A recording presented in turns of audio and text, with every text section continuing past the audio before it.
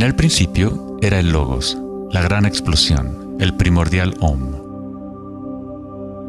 La teoría de la gran explosión dice que el universo físico surgió vertiginosamente de un punto singular inimaginablemente denso y caliente, llamado una singularidad, 1000 millones de veces más pequeño que la cabeza de un alfiler.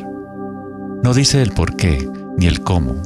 Cuanto más misterioso es algo, más asumimos que lo comprendemos.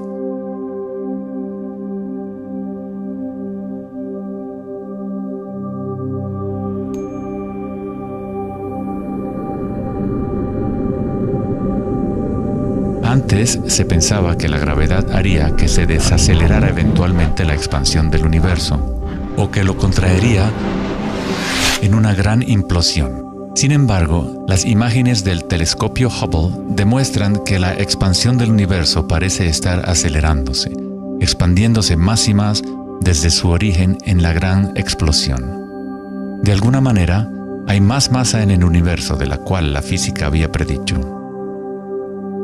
Para justificar la masa perdida, los físicos dicen ahora que el universo está compuesto de solamente 4% de materia atómica, o lo que nosotros consideramos materia normal.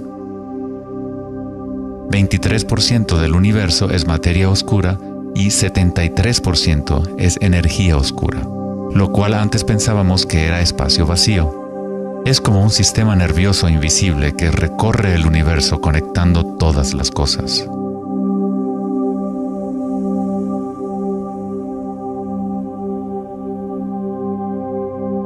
Los antiguos maestros védicos enseñaban Nada Brahma. El universo es vibración. El campo vibratorio es la raíz de toda experiencia espiritual e investigación científica verdaderas. En el mismo campo de energía que santos, budas, yogis, místicos, chamanes, sacerdotes y videntes han observado al observar en su interior.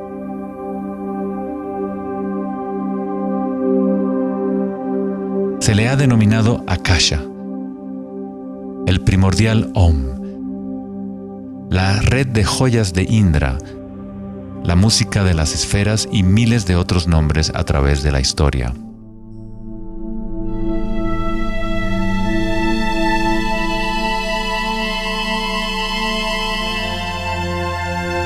Es la raíz común de todas las religiones.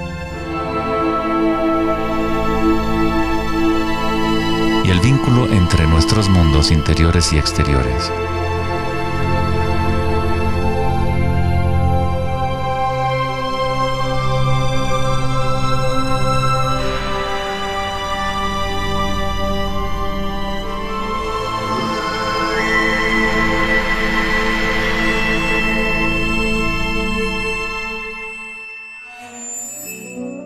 En el siglo III, el budismo Mahayana describió una cosmología no muy diferente a la física más avanzada de hoy en día. La red de joyas de Indra es una metáfora usada para describir una enseñanza védica mucho más antigua que ilustra la forma en que se teje la trama del universo. Indra, el rey de los dioses, dio a luz el sol y mueve los vientos y las aguas. Imagina una telaraña que se extiende en todas las dimensiones. Está formada por gotas de rocío y cada gota contiene el reflejo de todas las gotas de agua y en cada reflejo se advierte a la vez el reflejo de las gotas más minúsculas. Toda la telaraña continúa en esa misma representación hasta el infinito.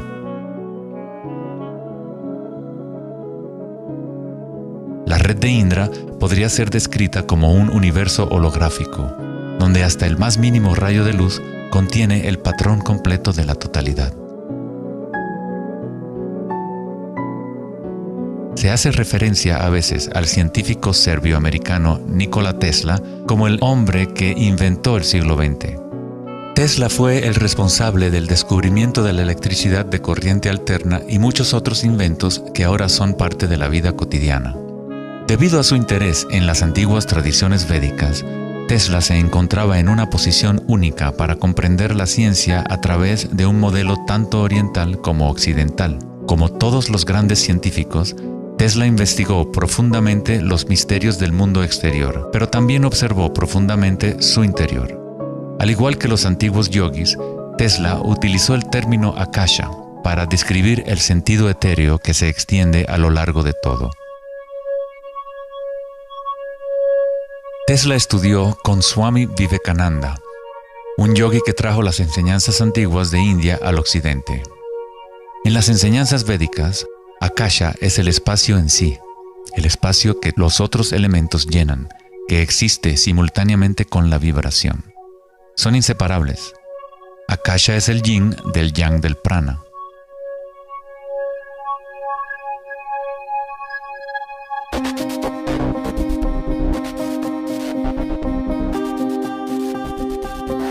Un concepto moderno que nos puede ayudar a conceptualizar a Akasha, o la sustancia primaria, es la idea de los fractales.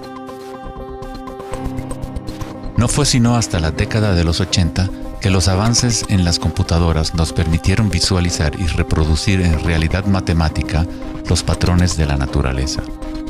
El término fractal fue acuñado en 1980 por el matemático Benoit Mandelbrot, que estudió ciertas ecuaciones matemáticas simples de cuando se repiten, producen una serie interminable de cambios en las formas matemáticas o geométricas dentro de un marco limitado.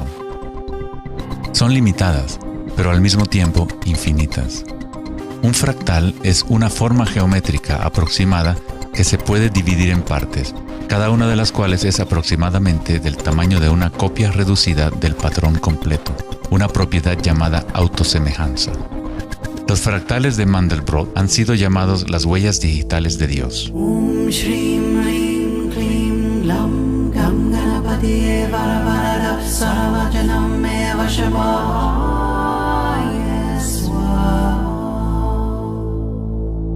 Estás viendo obras de arte creadas por la propia naturaleza. Si se gira la figura de Mandelbrot de cierta forma, luce muy similar a una deidad hindú o a un Buda. Esta figura ha sido denominada la figura Buddha-Brot.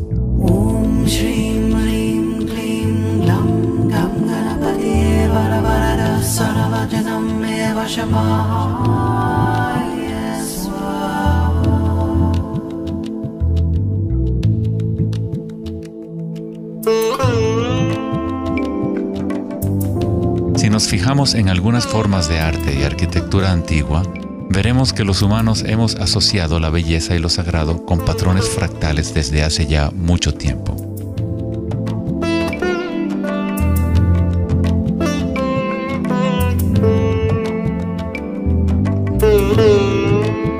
Infinitamente complejos, sin embargo, cada parte contiene la semilla para recrear el conjunto. Los fractales han cambiado el punto de vista de los matemáticos respecto a la percepción y el funcionamiento del universo. Con cada nuevo nivel de aumento surgen diferencias del original. El cambio y la transformación constante ocurren a medida que atravesamos el nivel de un detalle fractal a otro. Esta transformación es el espiral cósmico, la inteligencia intrínseca de la matriz del espacio-tiempo.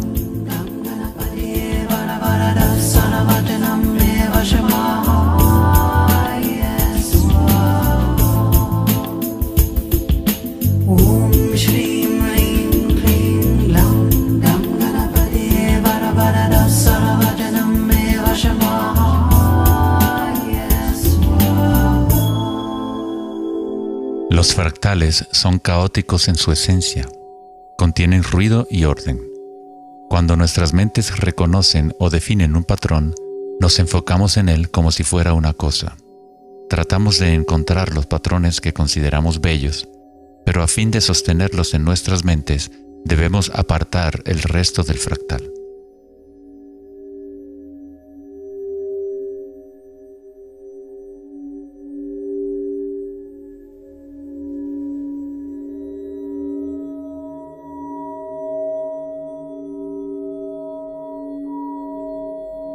Comprender un fractal con los sentidos es limitar su movimiento. Toda la energía del universo es neutral, atemporal y carece de dimensiones. Nuestra propia creatividad y la capacidad de reconocimiento de patrones es la relación entre el microcosmos y el macrocosmos. el mundo eterno de las ondas y el sólido mundo de las cosas.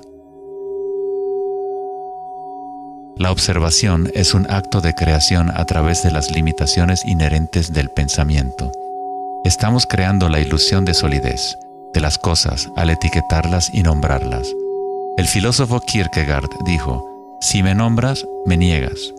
Al darme un nombre, una etiqueta, niegas las otras posibilidades que yo podría ser. Encasillas a la partícula en ser una cosa, al nombrarla, al concretarla, pero al mismo tiempo la estás creando, la defines para que exista. La creatividad es nuestra naturaleza más elevada. Con la creación de las cosas viene el tiempo, lo cual crea la ilusión de solidez.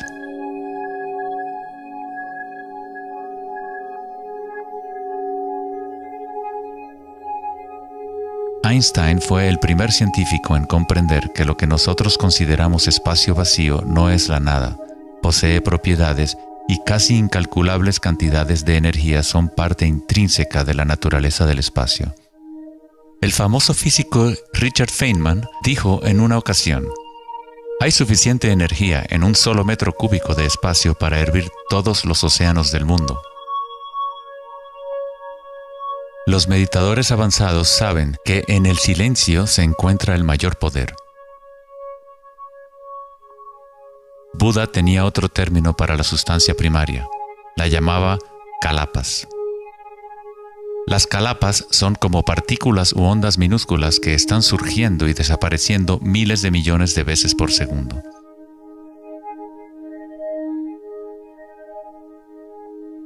En ese sentido, la realidad es como una serie de cuadros en una cámara holográfica moviéndose rápidamente para crear la ilusión de continuidad. Cuando la conciencia se queda completamente inmóvil, se comprende la ilusión, pues es la conciencia misma la que genera la ilusión.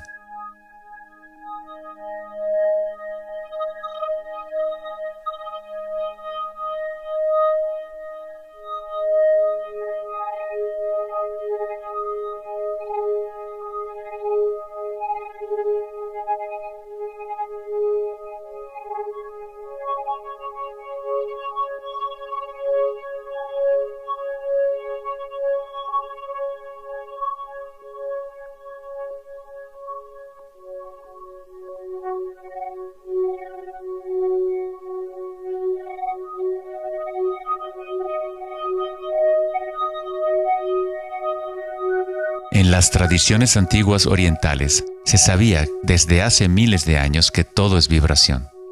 Nada Brahma, el universo es sonido.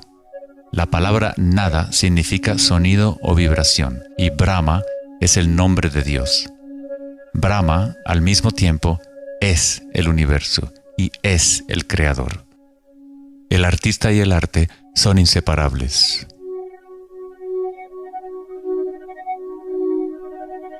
En los Upanishads, uno de los más antiguos registros de los seres humanos en la antigua India, se dice que Brahma, el creador, estaba sentado sobre una flor de loto, abrió los ojos y el mundo surgió. Brahma cierra sus ojos y un mundo entero cesa de existir. Algunos místicos, yogis y sabios han sostenido que hay un campo a nivel de la raíz de la conciencia, el campo akáshico o los registros akáshicos, donde toda la información, todas las experiencias pasadas, presentes y futuras existen ahora y siempre. Es este campo o matriz de la que surgen todas las cosas. Desde las partículas subatómicas, las galaxias, las estrellas, los planetas y toda la vida.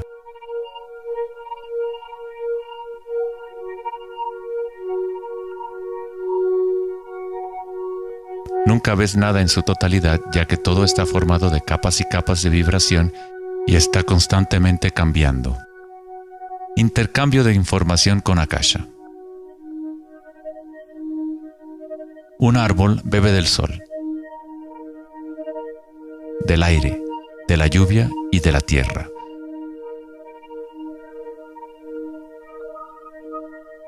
Un mundo de energía entra y sale de esta cosa llamada árbol. Cuando la mente pensante permanece en calma, observas la realidad tal como es. Todos los aspectos en conjunto, el árbol, el cielo y la tierra, la lluvia y las estrellas no están separadas.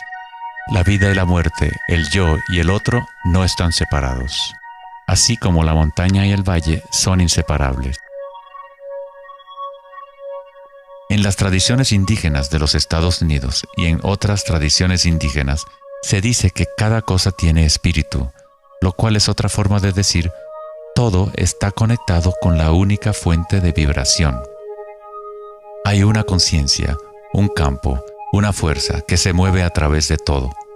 Este campo no está aconteciendo a tu alrededor, sino a través de ti y en calidad de tu esencia. Tú eres la U en la palabra universo.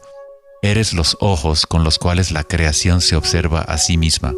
Cuando te despiertas de un sueño, te das cuenta que todo lo del sueño era parte de ti.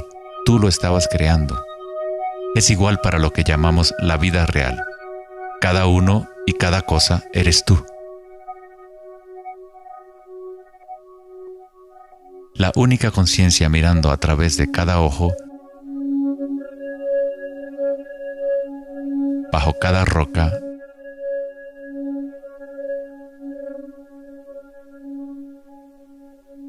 dentro de cada partícula.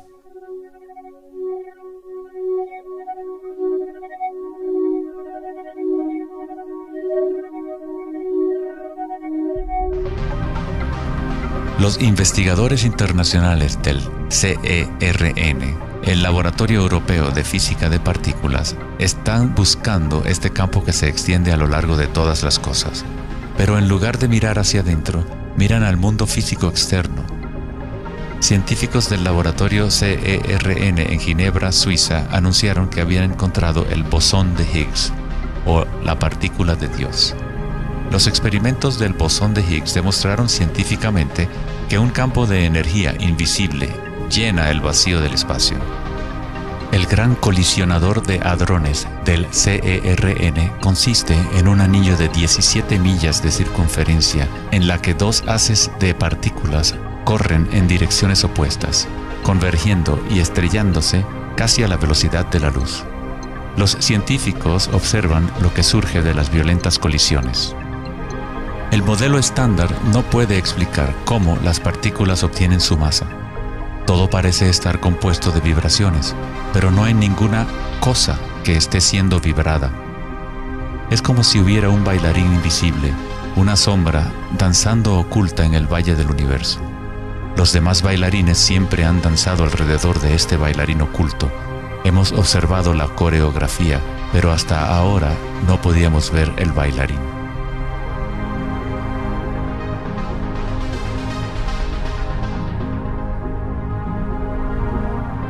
La denominada partícula de Dios, las propiedades de la materia básica del universo, el núcleo de toda la materia que constituiría la masa y la energía inexplicable que acciona la expansión del universo.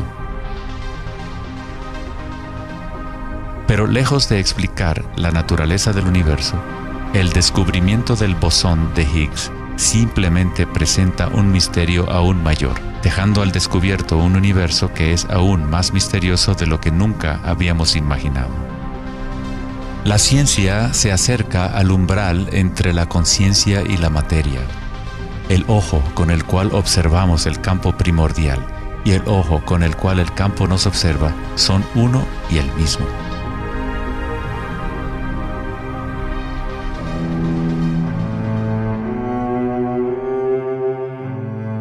El célebre escritor alemán Wolfgang von Goethe dijo: "La onda es el fenómeno primordial que dio origen al mundo".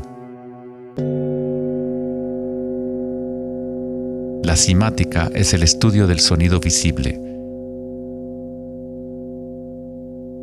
La palabra cimática proviene de la raíz griega kuma, que significa onda o vibración.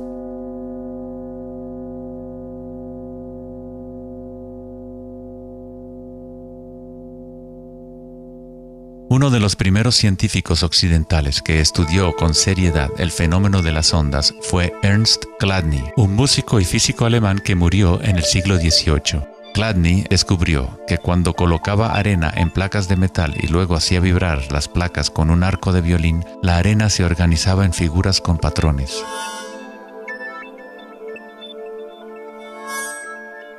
Diferentes formas geométricas aparecían dependiendo de la vibración producida. Chladni registró un catálogo completo de estas formas que se conocen como las figuras de Chladni. Muchos de estos patrones se pueden encontrar en todo el mundo de la naturaleza. Es el caso de las marcas distintivas de la tortuga o los patrones de manchas del leopardo.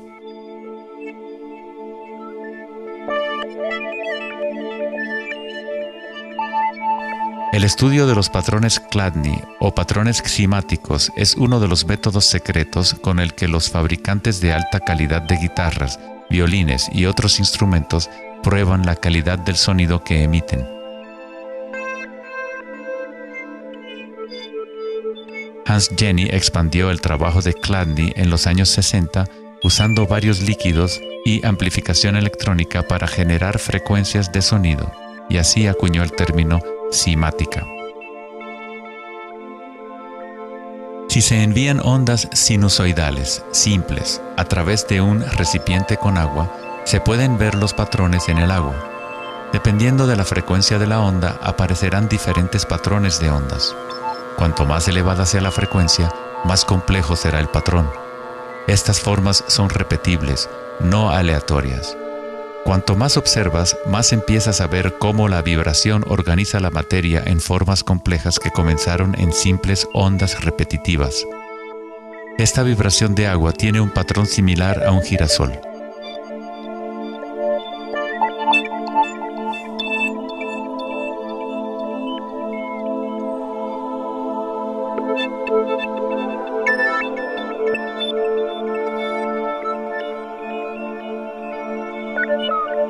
Tan solo cambiando la frecuencia de sonido se obtiene un patrón diferente.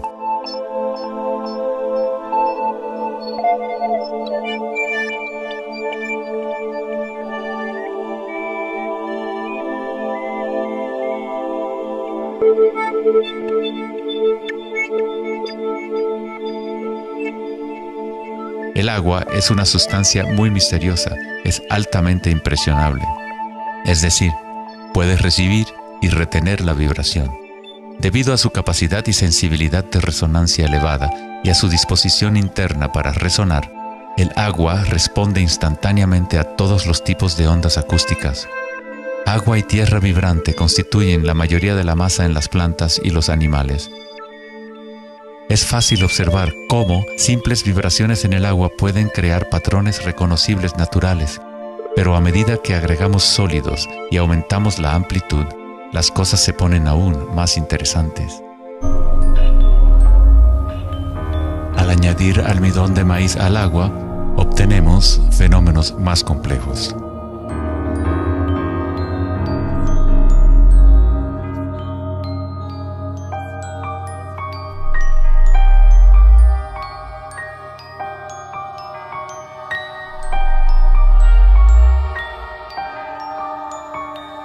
Tal vez, los principios de la vida en sí se pueden observar conforme las vibraciones mueven la burbuja de almidón de maíz en lo que parece ser un organismo en movimiento. El principio que anima el universo se describe en todas las grandes religiones usando las palabras que reflejan los conocimientos de ese momento en la historia.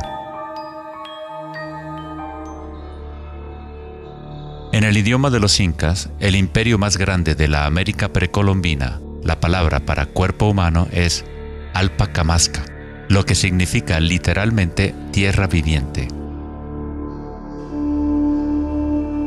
En la Cábala o misticismo judío hablan del nombre divino de Dios, el nombre impronunciable. No se puede pronunciar debido a que es una vibración que está en todas partes. Se trata de todas las palabras, toda la materia. Todo es la palabra sagrada. El tetaedro es la forma más simple que puede existir en 3 dimensiones. Algo debe tener por lo menos 4 puntos para tener realidad física. La estructura del triángulo es el único patrón de la naturaleza que se autoequilibra. En el Antiguo Testamento, la palabra tetragramaton se utilizaba a menudo para representar una cierta manifestación de Dios. Se usaba cuando se hablaba de la palabra de Dios o del nombre especial de Dios, logos o la palabra primordial. Las antiguas civilizaciones sabían que en la estructura de la raíz del universo estaba la figura tetraédrica. De esta forma, la naturaleza exhibe un impulso fundamental hacia el equilibrio, Shiva, pero a la vez exhibe un impulso fundamental hacia el cambio, Shakti.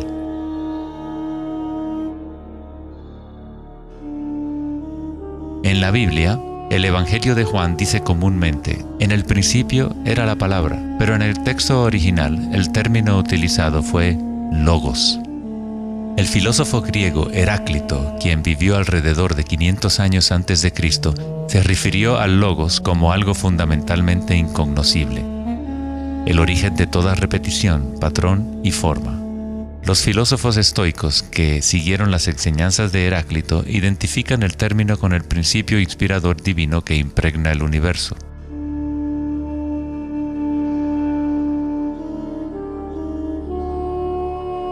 En el sufismo, el logos está en todas partes y en todas las cosas. Es aquello de lo cual lo inmanifiesto se manifiesta.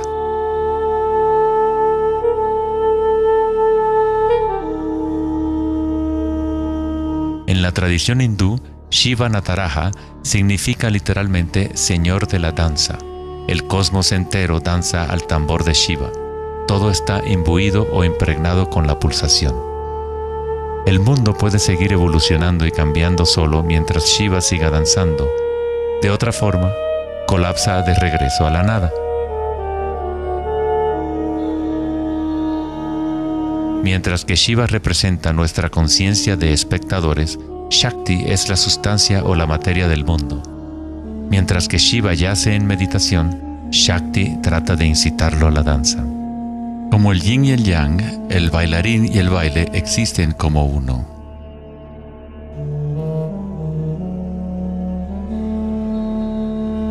Logos también significa verdad inocultable. Aquel que conoce el logos, conoce la verdad. Existen muchas capas de encubrimiento en el mundo humano como consecuencia de los múltiples giros de Akasha hasta convertirse en estructuras complejas que ocultan la fuente de sí misma. Como un juego divino de las escondidas, nos hemos ocultado desde hace miles de años y eventualmente nos hemos olvidado por completo del juego. De alguna forma, nos olvidamos que había algo que encontrar. En el budismo se enseña a través de la meditación a percibir directamente el logos, el campo del cambio o impermanencia en nuestro interior. Cuando observas tu mundo interior, observas las sensaciones y energías más sutiles conforme la mente se concentra y se enfoca.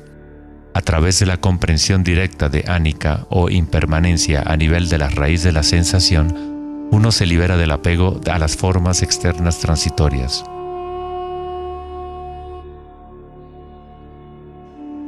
Una vez que tomamos conciencia de que hay un campo vibratorio que es la raíz común de todas las religiones, ¿cómo podemos decir mi religión?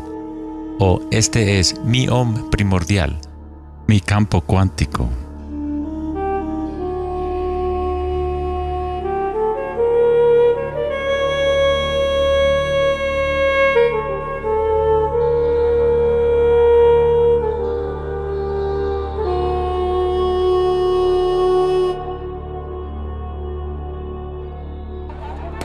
La verdadera crisis en nuestro mundo no es de carácter social, político o económico.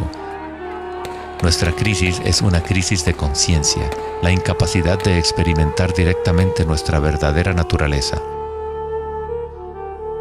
La incapacidad de reconocer esto en todo el mundo y en todas las cosas.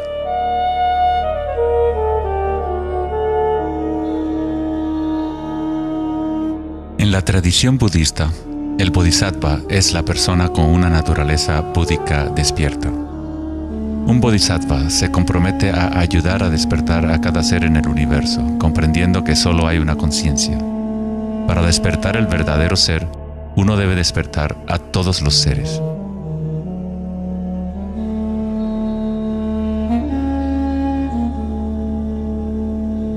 Existen innumerables seres conscientes en el universo a quienes me comprometo a ayudar a despertar. Mis imperfecciones son inagotables. Prometo vencerlas todas. El Dharma es inescrutable. Me comprometo a conocerlo. El camino a despertar es inalcanzable. Me comprometo a alcanzarlo.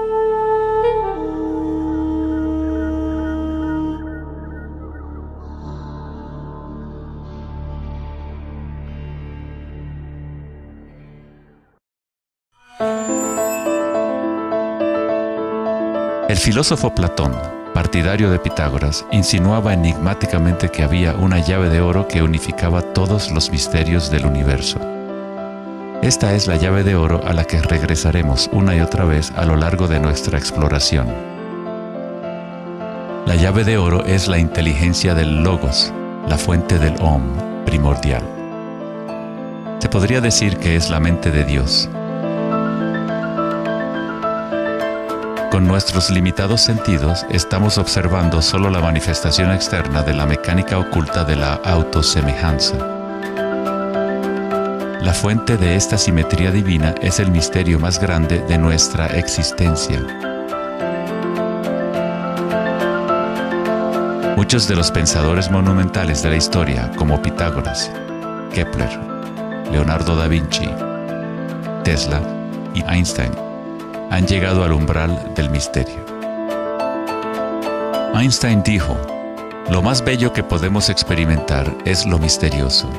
Es la fuente de cualquier arte y ciencia verdadera. Aquel que no conoce esta emoción, que no hace pausa para maravillarse y quedarse absorto en admiración, es como si estuviera muerto. Sus ojos están cerrados". Estamos en la posición de un niño pequeño entrando a una gran biblioteca llena de libros en muchos idiomas diferentes. El niño sabe que alguien debe haber escrito esos libros. No sabe cómo. No entiende los idiomas en que están escritos. El niño sospecha ligeramente que hay un orden misterioso en la disposición de los libros, pero no sabe cuál es. A mí me parece que esa es la actitud, inclusive del ser humano más inteligente, hacia Dios. Vemos un universo maravillosamente ordenado que obedece ciertas leyes. Nuestras mentes limitadas no pueden comprender la misteriosa fuerza que mueve las constelaciones. Todo científico que observa detenidamente el universo y todo místico que observa profundamente su interior se encuentra tarde o temprano, cara a cara, con la misma cosa: la espiral primordial.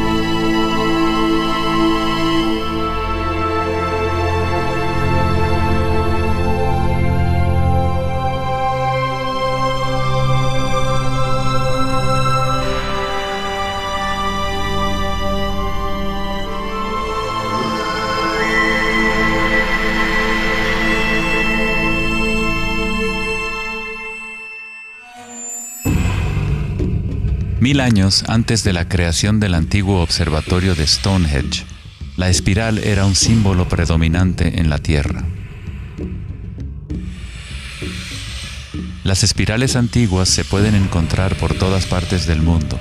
Miles de espirales antiguas como estas se pueden encontrar en toda Europa, Nuevo México y Utah en Estados Unidos, Australia, China y Rusia, en virtualmente todas las culturas indígenas de la Tierra.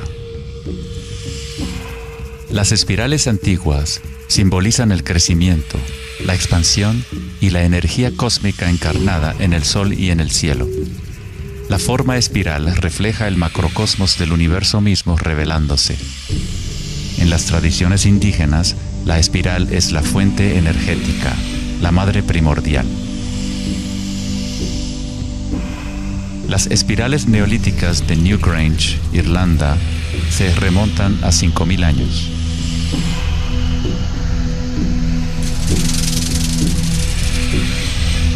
500 años más que la Gran Pirámide de Giza y son igual de enigmáticas ante los observadores modernos. Las espirales se remontan a una época en la historia en donde los humanos estaban más conectados con la Tierra, con los ciclos y las espirales de la naturaleza. Una época en que los seres humanos se identificaban menos con los pensamientos. La espiral es lo que percibimos como la fuerza de torsión en el universo. El prana, o fuerza creativa, hace girar a Akasha en una secuencia de formas sólidas. Se encuentra en todos los niveles entre el macrocosmos y el microcosmos, desde las galaxias espirales hasta los sistemas meteorológicos, el agua en tu bañera y tu ADN.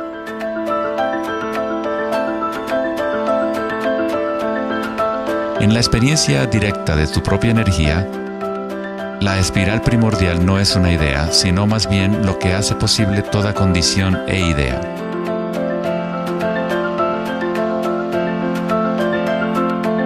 Varios tipos de espirales y hélices se encuentran en todo el mundo de la naturaleza. Caracoles,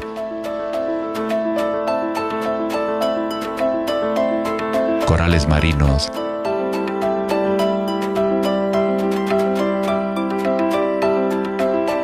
telarañas,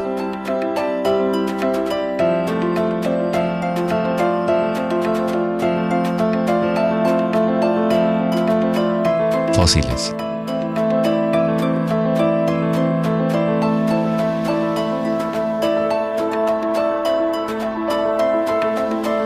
En las colas de los caballitos de mar,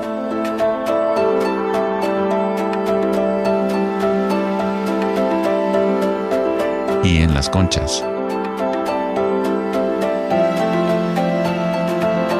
Muchas espirales en la naturaleza se pueden observar como espirales logarítmicas o espirales en crecimiento. A medida que avanzas desde el centro de la espiral, las secciones son exponencialmente más grandes. Al igual que la red de joyas de Indra, las espirales logarítmicas son autosemejantes u holográficas, de manera que las características de cada parte reflejan el conjunto. Hace 2400 años, en la antigua Grecia, Platón consideraba la proporción geométrica continua como el vínculo cósmico más profundo. La sección áurea, o número áureo, o proporción divina, era el secreto más grande de la naturaleza. La sección áurea puede expresarse como la relación de A más B a A es igual a la relación de A a B.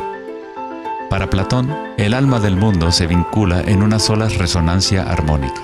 El mismo patrón pentagonal que existe en una estrella de mar o en una rebanada de quimbombo se puede observar en la trayectoria del planeta Venus trazada en el cielo nocturno durante un periodo de 8 años.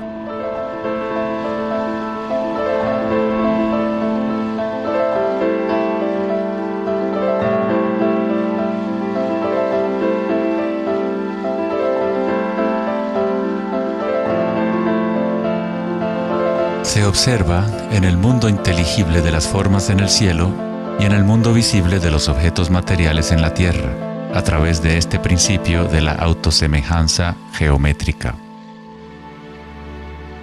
Desde los patrones autosemejantes del brócoli romanesco hasta las ramas de las galaxias, las espirales logarítmicas son patrones omnipresentes y arquetípicos. Nuestra galaxia de la Vía Láctea tiene varias ramas espirales logarítmicas con una pendiente de unos 12 grados. Cuanto mayor la pendiente de la espiral, más compactos son los giros. Al observar una planta que crece a intervalos de tiempo en un video, uno es testigo de su danza con la espiral de la vida.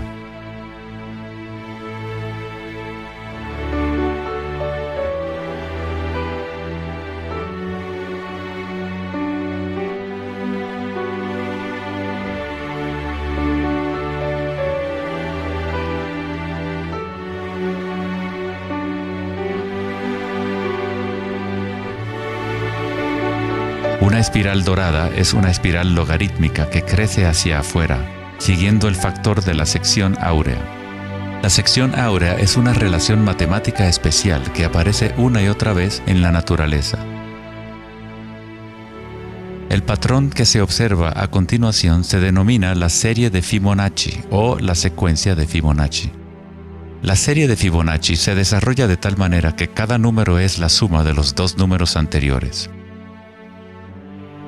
El matemático y astrónomo alemán Kepler descubrió que patrones autosemejantes de espirales son observables de la manera en la cual las hojas están dispuestas en los tallos de las plantas, o en el orden de los pétalos y los capullos de las flores. Leonardo da Vinci observó que el espacio en las hojas tenía a menudo forma de patrones espirales. Estos patrones se llaman filotaxis o patrones de disposición de las hojas.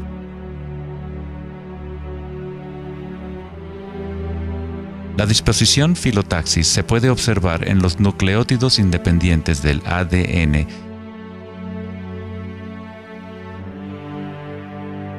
y en todo, desde los árboles genealógicos de conejos reproductores hasta en las piñas del pino, de los cactus a los copos de nieve, y en organismos simples como las diatomeas.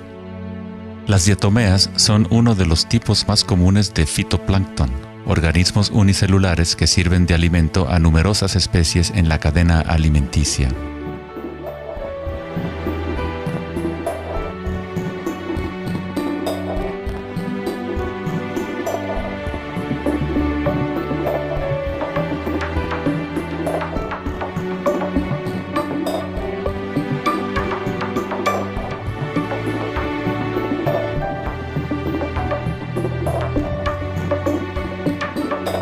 ¿Cuánta matemática debes saber para ser un girasol o una abeja?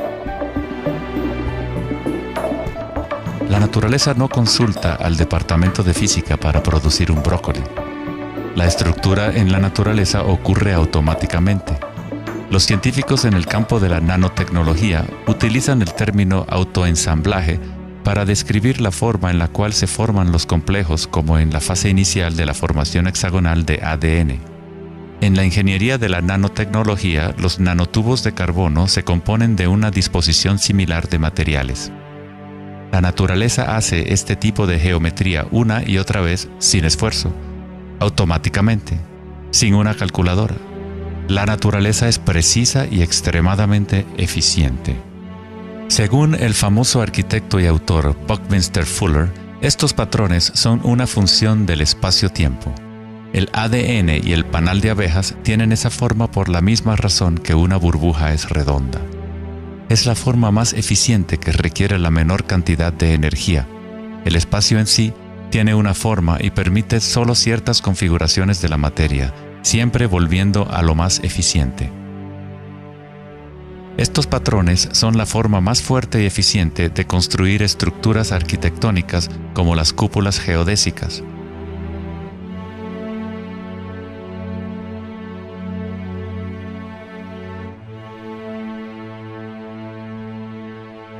Los patrones de espirales logarítmicas permiten la exposición máxima de las plantas a los insectos para la polinización.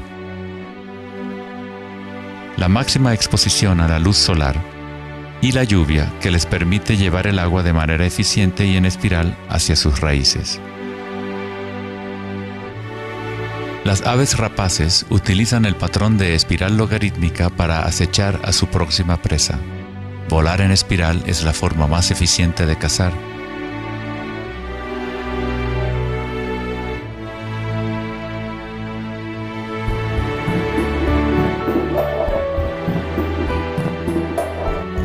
Nuestra capacidad de observar el akasha danzando la espiral de la vida hacia una forma material se relaciona con la habilidad de percibir la belleza y la simetría en la naturaleza.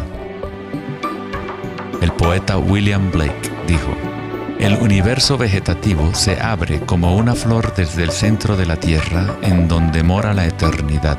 Se expande desde las estrellas hasta el caparazón mundano y ahí se encuentra con la eternidad de nuevo, tanto desde dentro como desde fuera".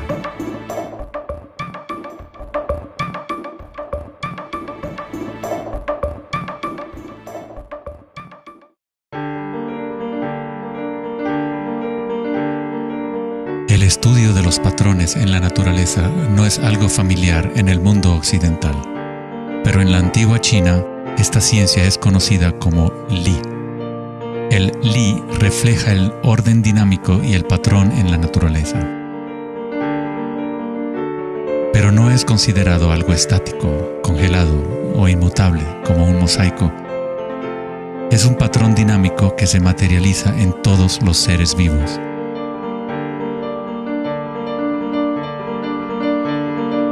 Las arterias de las hojas, las marcas de las tortugas y los patrones de vetas en las rocas son todas expresiones del lenguaje secreto de la naturaleza y del arte.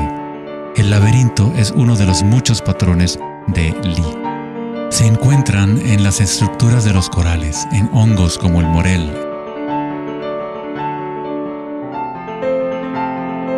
en coles y en el cerebro humano. El patrón celular es otro patrón común en la naturaleza.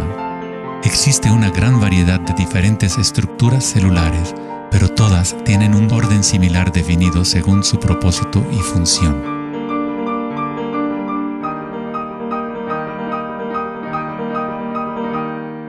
Es fácil quedarse fascinado ante el juego constante de formas, pero lo más interesante es que ciertas formas arquetípicas parecen estar entretejidas en la trama de la naturaleza. El patrón de ramificación es otro patrón Li, o modelo arquetípico observable en todos los niveles y en todas las escalas fractales.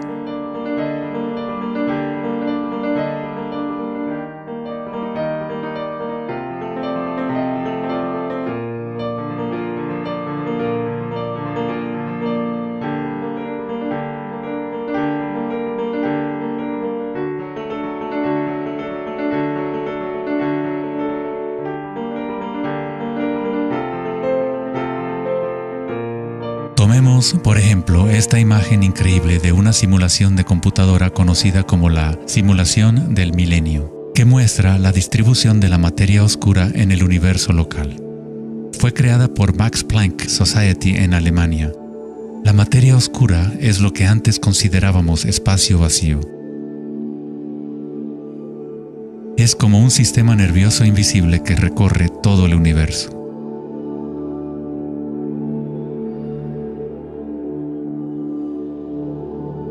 El universo es literalmente como un cerebro gigante. Está constantemente utilizando un tipo de energía oscura u oculta que solo hasta ahora la ciencia empieza a entender.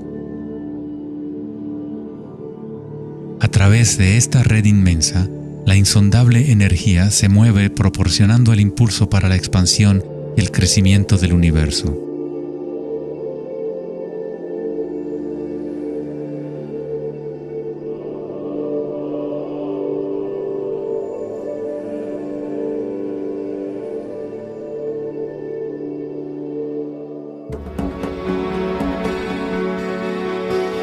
La naturaleza crea patrones de ramificación automáticamente cuando creamos las condiciones adecuadas. La naturaleza es una máquina generadora de arte o un motor creador de belleza. Aquí, la electricidad se utiliza para hacer crecer las ramas de cristal plata. El metraje es en intervalos de tiempo a medida que crecen durante varias horas. Los cristales se forman sobre el cátodo de aluminio cuando los iones se depositan por electrólisis a partir de una solución de nitrato de plata.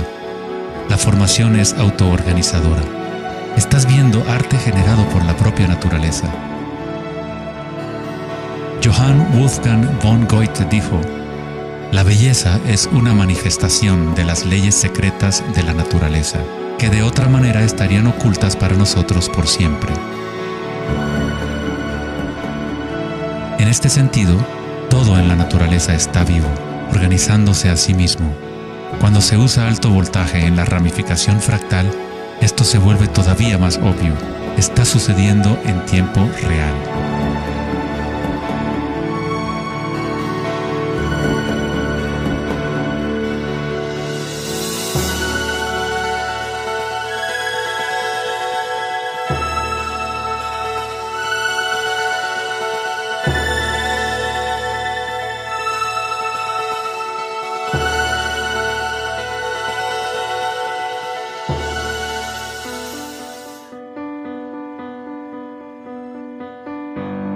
cuerpo humano se encuentran patrones y estructuras ramificadas por todas partes. Son, por supuesto, el sistema nervioso de la medicina occidental. Pero en la medicina china, ayurvédica y tibetana, los meridianos de energía son un componente esencial para entender cómo funciona el cuerpo. Los nadis o meridianos de energía forman estructuras ramificadas. Una autopsia no revelará los chakras o nadis, pero eso no quiere decir que no existen. Es necesario refinar las herramientas que usamos para poder observar. En primer lugar, debes aprender a acallar tu mente. Solo entonces podrás ver estas cosas primero en tu interior. En la teoría eléctrica, cuanta menos resistencia haya en un cable, más fácilmente puede transportar energía. Al cultivar la ecuanimidad a través de la meditación, se crea un estado de no resistencia en tu cuerpo. Prana o chi, o energía interna, es simplemente tu vitalidad interior. Lo que sientes cuando tomas conciencia desde el interior del cuerpo. Los hilos sutiles de tu cuerpo que transportan el prana, los nadis, logran mover más y más energía pránica a través de los chakras. El cableado se hace más fuerte a medida que lo usas, pues permites que la energía fluya. Donde quiera que haya conciencia, el chi o energía comenzará a fluir y prosperarán las conexiones físicas. En el sistema nervioso y el cerebro, los patrones físicos de cableado se establecen por repetición. Si prestas atención continuamente a lo que está en tu interior y reduces la resistencia a las sensaciones que están experimentando, incrementas tu capacidad energética.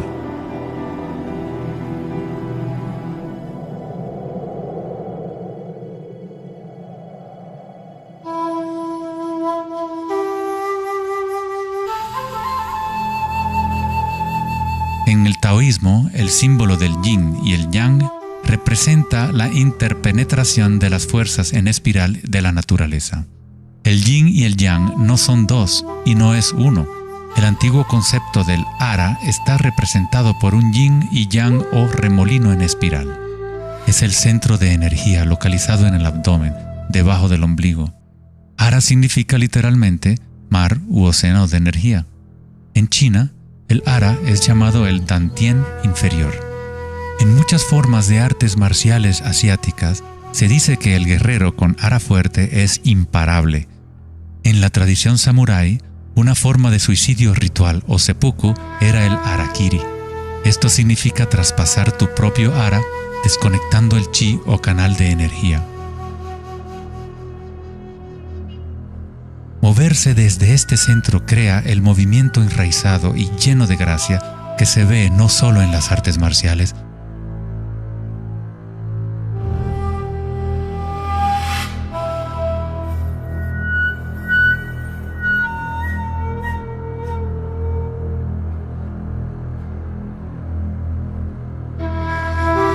sino en grandes golfistas,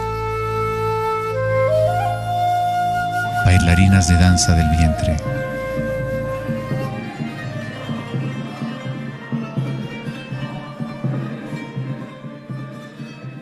y derviches giradores sufíes. La esencia del ara es la cultura de la conciencia disciplinada, enfocada en un solo punto, la quietud del ojo del huracán.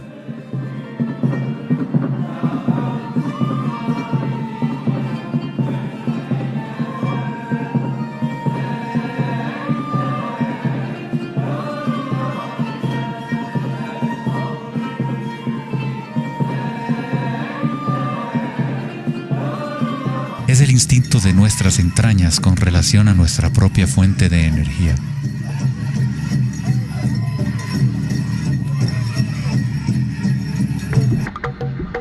Una persona con buena ara está conectada con la tierra y con la sabiduría intuitiva que conecta a todos los seres.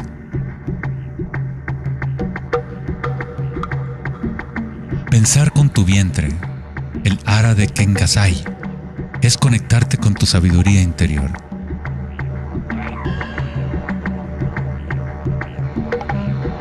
Los antiguos aborígenes australianos se concentraban en la misma zona justo debajo del ombligo, donde donde el cordón de la gran serpiente arcoíris yacía enroscada. Una vez más, una representación de energía evolutiva en la humanidad. No es casualidad que es en el Ara donde comienza la nueva vida.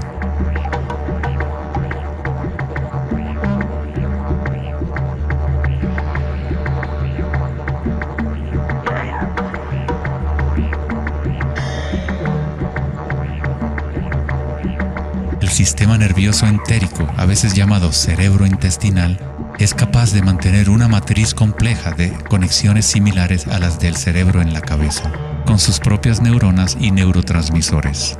Puede actuar de forma autónoma, es decir, con su propia inteligencia. Se podría decir que el cerebro intestinal es una versión fractal del cerebro de la cabeza, o tal vez el cerebro de la cabeza es una versión fractal del cerebro intestinal. Un oso sano tiene un Ara fuerte. Cuando un oso sabe dónde hurgar para encontrar hierbas, sigue el movimiento del chi a través de sus sentidos, centrando en el Ara o vientre. Esta es la conexión del oso con la cabaña de los sueños, el lugar en las tradiciones indígenas de donde proviene todo el conocimiento y regresa hacia la espiral de la vida. Pero, ¿cómo conocían los antiguos pueblos la espiral si la ciencia moderna está apenas empezando ahora a reconocer su importancia? Pregúntale a las abejas. Ellas no se han olvidado de amar. Las abejas tienen una conexión especial con la fuente como parte de un sistema simbiótico que ayuda a la belleza y a la diversidad a florecer. Son un puente entre el macrocosmos y el microcosmos. Hay un corazón que nos conecta a todos, como una mente colectiva, por llamarla así. Al igual que un cerebro abierto, la colmena envía sus sueños al mundo para manifestarse.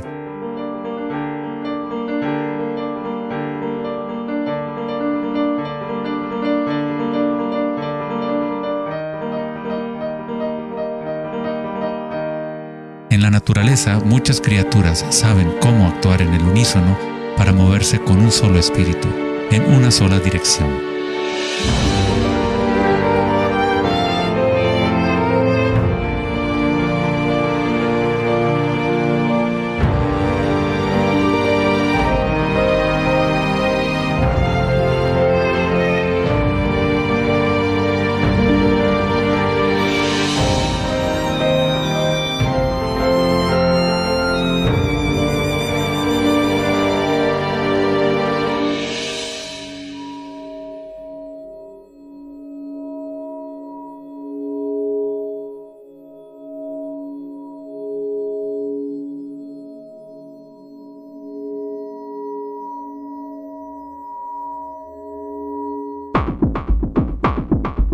Pero no todos se benefician de las otras especies a su alrededor.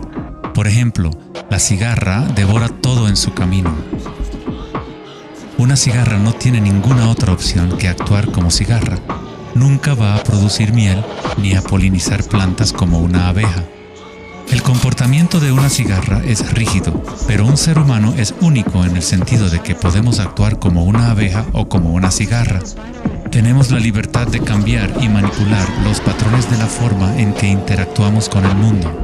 Podemos existir en simbiosis o como parásitos.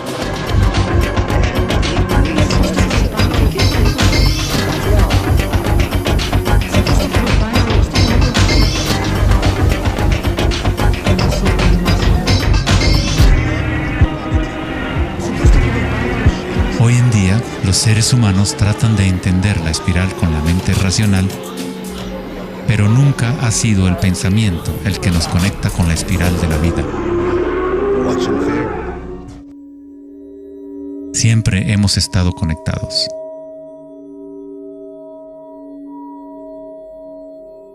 El pensamiento ha sido lo que nos ha mantenido en la ilusión de la separación dentro de nuestras propias identidades. El pensamiento es la creación de la separación, la experiencia de limitación. Cuanto más nos alineamos con el pensamiento, más nos alejamos de la fuente. Las culturas antiguas menos orientadas al pensamiento se alineaban con la espiral de una manera más directa y personal de lo que nosotros hacemos hoy en día. En la antigua India, el Kundalini es una representación de la propia energía interior que se mueve a lo largo de la columna vertebral en un patrón en forma de serpiente o hélice. En las antiguas tradiciones yogis de la India, los mundos interiores de las personas de la época se comparaban con las culturas que se centraban en el Ara. Equilibrar el poder de la espiral con la quietud propia de la observación de tu conciencia es alinearte con tu pleno potencial evolutivo, para florecer como el ser original y multifacético que fuiste concebido. Ida, el femenino o canal lunar, está conectado al cerebro derecho y Pingala, el canal masculino o solar, está conectado al cerebro izquierdo. Cuando estos dos canales están en equilibrio, la energía fluye hasta un tercer canal, Sushumna, en el centro de la columna vertebral, energizando los chakras y desbloqueando nuestro pleno potencial evolutivo. La palabra chakra es una antigua palabra sánscrita que significa rueda de energía.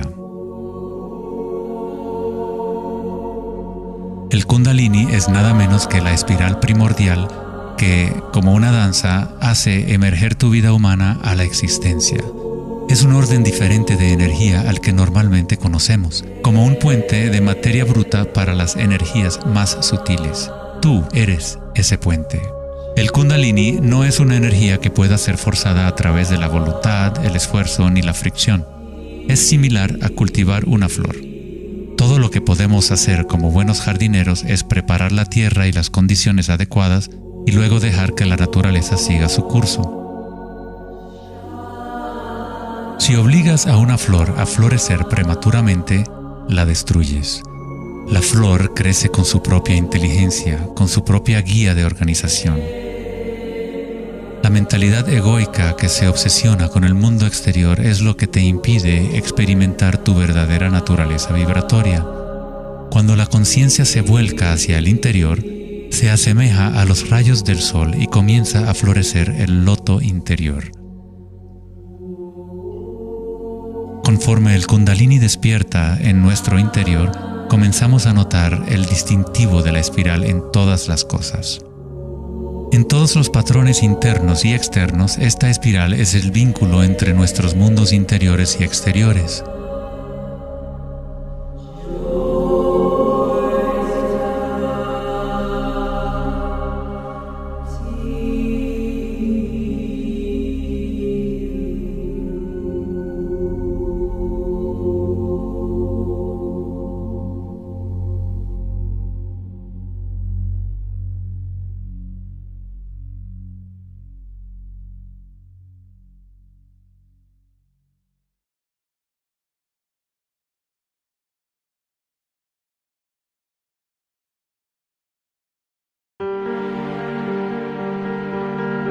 Antes de los albores de la civilización occidental y del lenguaje escrito, la ciencia y la espiritualidad no eran dos cosas separadas. En las enseñanzas de las grandes tradiciones antiguas, la búsqueda externa de conocimiento y certeza era compensada por un sentimiento interior de impermanencia y comprensión intuitiva de la espiral del cambio. A medida que el pensamiento científico se hizo más predominante y la información se fue multiplicando, comenzó la fragmentación en nuestros sistemas de conocimiento. El incremento de la especialización significaba que menos personas eran capaces de ver el panorama general, de sentir e intuir la estética del sistema en su conjunto. Nadie se preguntaba, ¿será que todo este razonamiento es bueno para nosotros? La sabiduría antigua está aquí entre nosotros, oculta a plena vista. Pero estamos demasiado preocupados con nuestros pensamientos como para reconocerla. Esta sabiduría olvidada es la manera de restablecer el equilibrio entre lo interno y lo externo, el yin y el yang, entre la espiral del cambio y la quietud de nuestro centro.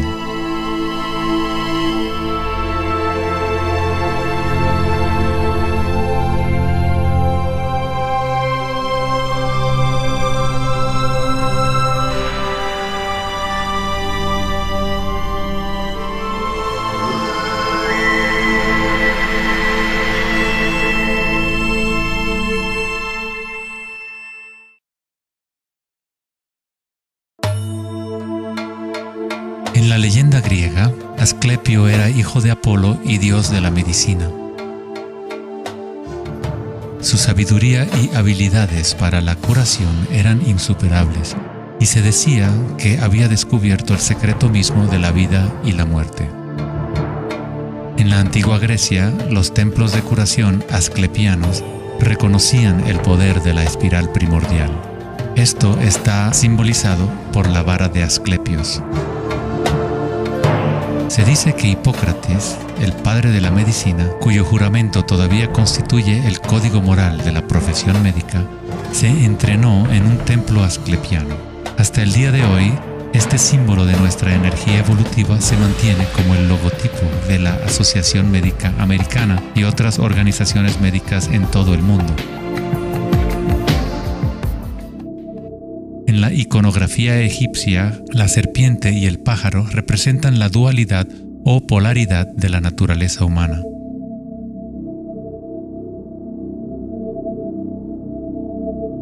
La serpiente en dirección descendiente es la espiral manifestada y la energía evolutiva del mundo.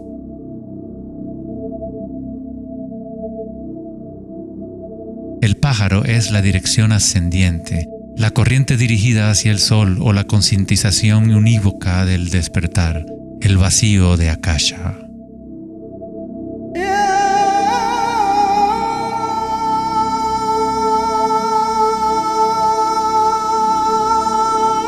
Faraones y dioses son representados con su energía despierta, en donde la serpiente Kundalini asciende por la columna vertebral y traspasa el chakra ajna entre los ojos. Esto se denomina el ojo de Horus. En la tradición hindú, el bindi también representa el tercer ojo, la conexión divina con el espíritu.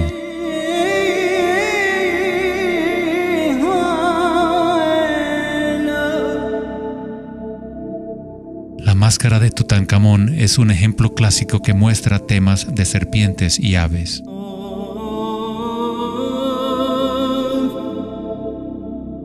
Las tradiciones mayas y aztecas combinan a la serpiente y al pájaro en un solo dios, Quetzalcóatl o Kukulcán. El dios de la serpiente alada representa la conciencia evolutiva despierta o el Kundalini despierto. La persona que despierta a Quetzalcóatl en su interior es una manifestación viviente de lo divino. Se dice que Quetzalcóatl o la energía de la serpiente regresará al final de los tiempos.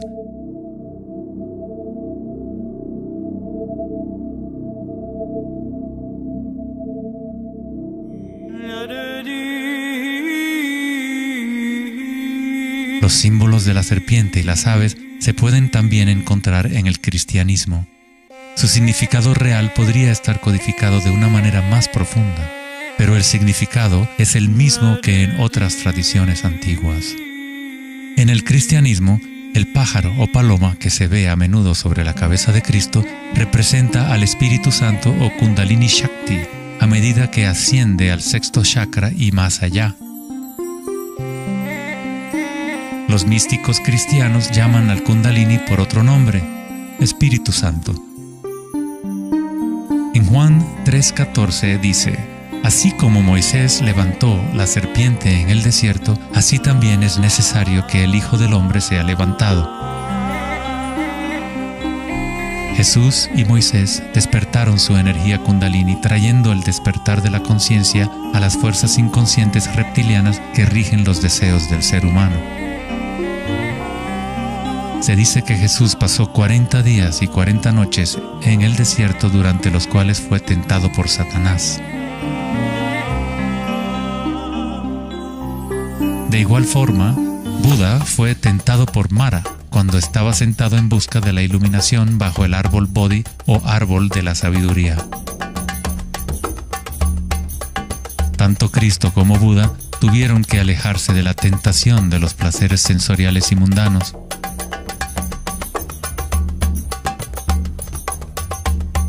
En ambas historias, el demonio es la personificación de los propios apegos.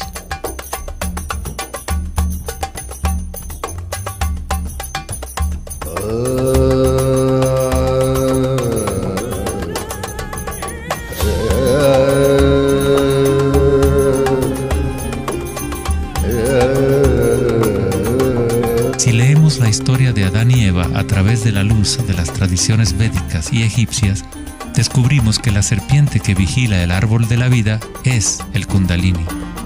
La manzana representa el encanto y la tentación del mundo sensorial externo. Distrayéndonos del conocimiento del mundo interior, del árbol del conocimiento interior,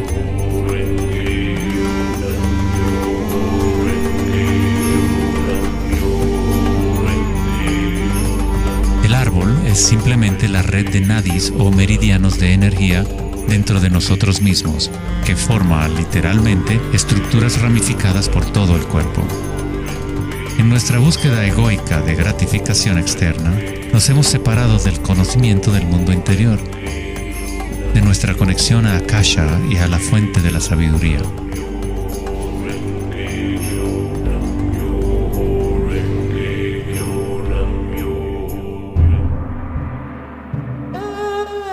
Muchos de los mitos históricos del mundo sobre dragones pueden interpretarse como metáforas de las energías internas de las culturas de las cuales forman parte. En China, el dragón sigue siendo un símbolo sagrado que representa la felicidad. Al igual que los faraones egipcios, los antiguos emperadores chinos que habían despertado sus energías evolutivas fueron representados por la serpiente alada o dragón. El tótem real del emperador de Jade o el emperador celestial muestra un balance similar a los canales de Ida y Pingala. El yin y el yang del taoísmo es el despertar del centro pineal, o como lo denomina el taoísmo, el Dantien superior.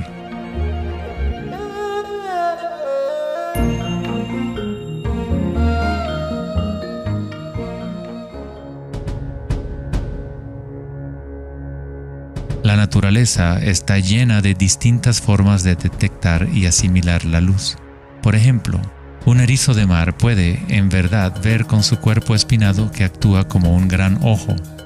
Los erizos detectan la luz que ilumina sus espinas y comparan la intensidad de los rayos para tener una idea de lo que está en su entorno.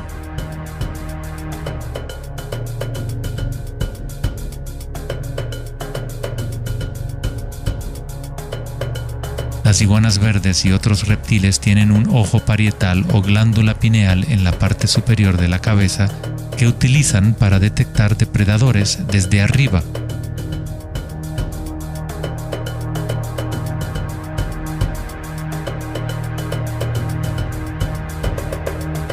La glándula pineal humana es una pequeña glándula endocrina que ayuda a regular los patrones del sueño y vigilia.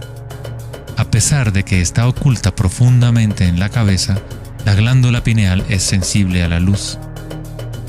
El filósofo Descartes reconoció que el área de la glándula pineal o tercer ojo era la interfase entre la conciencia y la materia. Casi todo es simétrico en el cuerpo humano. 2 ojos, 2 oídos, 2 fosas nasales. Incluso el cerebro tiene 2 hemisferios.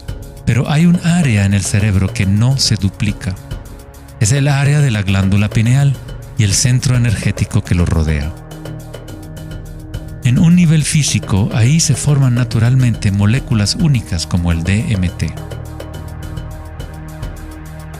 El DMT también se forma naturalmente en el momento del nacimiento y en el momento de la muerte, actuando literalmente como un puente único entre el mundo de los vivos y de los muertos. El DMT se produce de forma natural en los estados de meditación profunda o samadhi o a través de medios enteógenos. Por ejemplo, la ayahuasca es usada en tradiciones chamánicas de América del Sur para eliminar el velo entre los mundos internos y externos. La palabra pineal en sí tiene la misma raíz que la piña del pino, pues la glándula pineal representa un patrón espiral de filotaxis similar.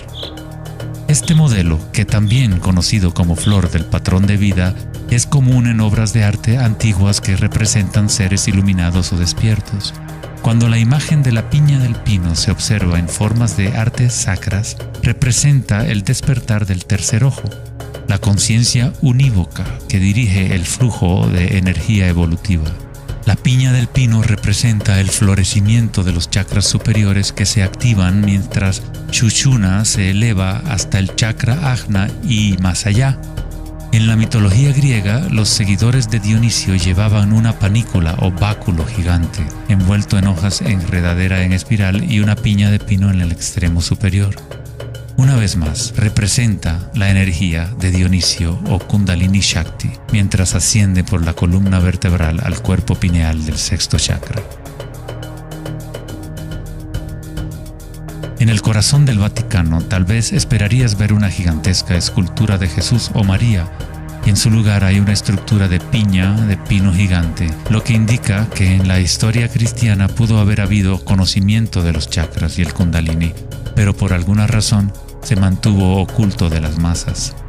La explicación oficial de la Iglesia es que la piña del pino es un símbolo de regeneración y representa la nueva vida en Cristo.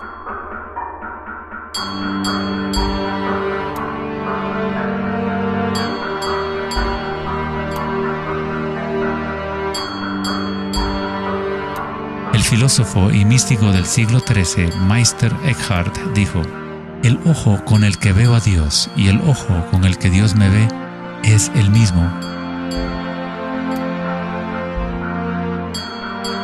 En la Biblia del rey Jacobo, Jesús dijo: "La luz del cuerpo es el ojo, y si por lo tanto tienes un solo ojo, tu cuerpo entero se llenará de luz".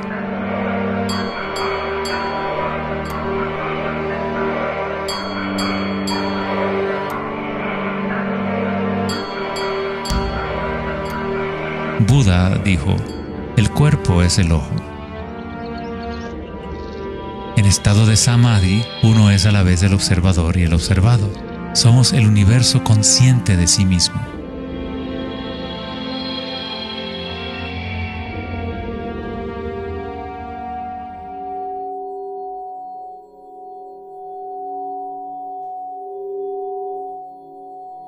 Cuando el Kundalini se activa, estimula el sexto chakra y el centro pineal, y esta zona empieza a recuperar algunas de sus funciones evolutivas.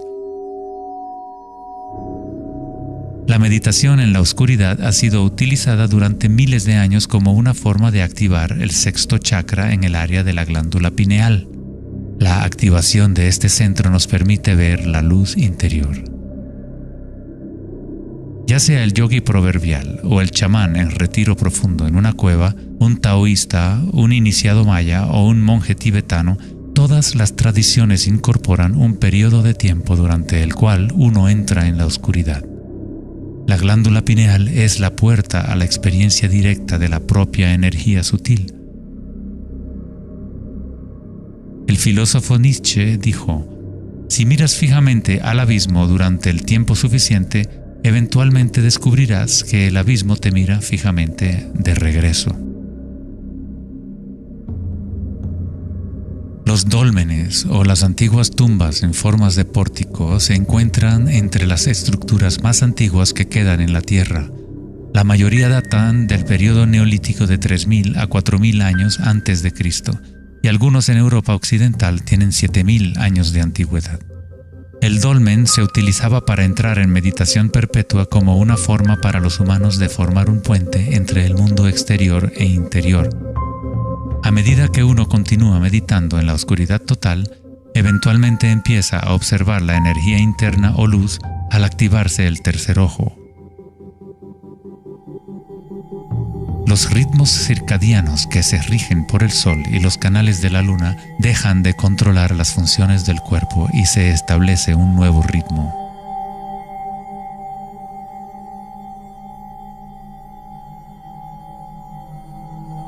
El séptimo chakra ha sido representado por el símbolo Om desde hace miles de años, un símbolo construido por signos sánscritos que representan los elementos. Cuando el Kundalini se eleva más allá del sexto chakra, se empieza a crear un halo de energía. Los halos aparecen constantemente en las pinturas religiosas de diferentes tradiciones en todas partes del mundo.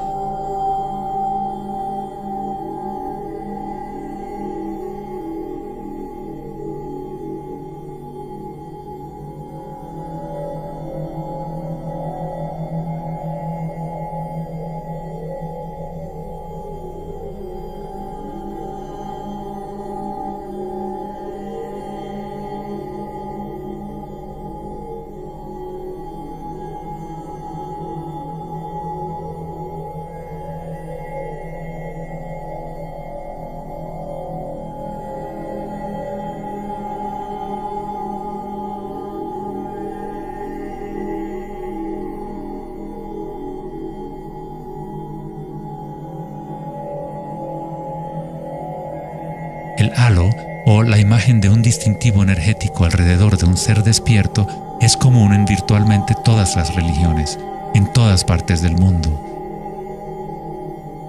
El proceso evolutivo de despertar los chakras no es propiedad de un grupo o de una religión, es el derecho inalienable de todo ser humano en el planeta.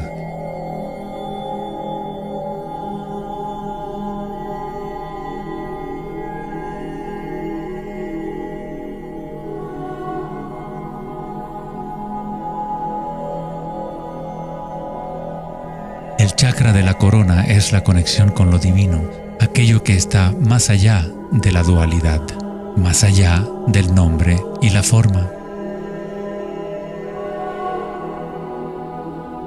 Akenatón fue un faraón cuya esposa era Nefertiti. Era llamado el Hijo del Sol. Él descubrió Atón, o la palabra de Dios en su interior, uniendo el Kundalini y la conciencia.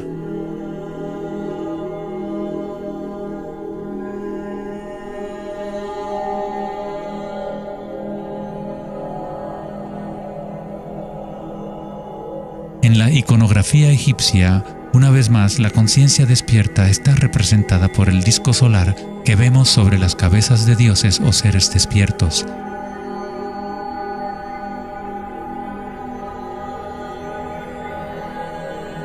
En las tradiciones hindú y yógica, se denomina Sahasrara a ese halo, el loto de 1000 pétalos.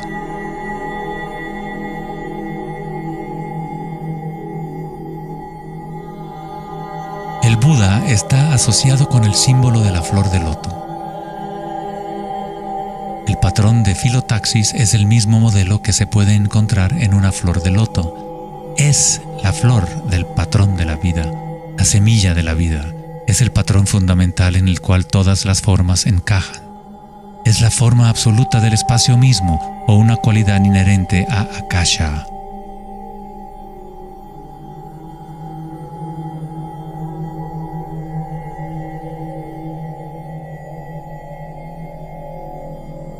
En un momento de la historia, el símbolo de la flor de la vida predominaba por toda la tierra.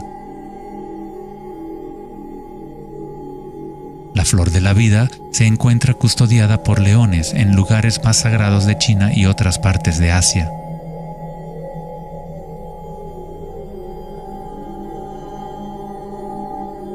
Los 64 hexagramas del I Ching a menudo rodean el símbolo yin-yang, que es otra forma de representación de la flor de la vida. En el interior de la flor de la vida está la base geométrica de todos los sólidos platónicos, de esencialmente cualquier forma que pueda existir. La antigua flor de la vida empieza con la geometría de la estrella de David, o triángulos con sus caras hacia arriba y hacia abajo. En tridimensional serían estructuras tetaédricas. Este símbolo es un yantra, una especie de programa que existe en el universo, la máquina que genera nuestro mundo fractal. Los yantras se han utilizado como herramientas para despertar la conciencia durante miles de años. La forma visual del yantra es una representación externa de un proceso interno de desarrollo espiritual.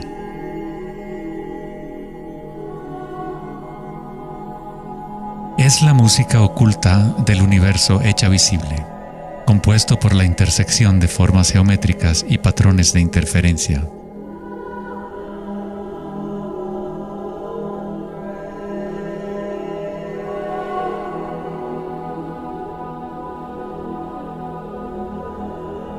Cada chakra es un loto, un yantra, un centro psicofisiológico a través del cual el mundo puede ser experimentado.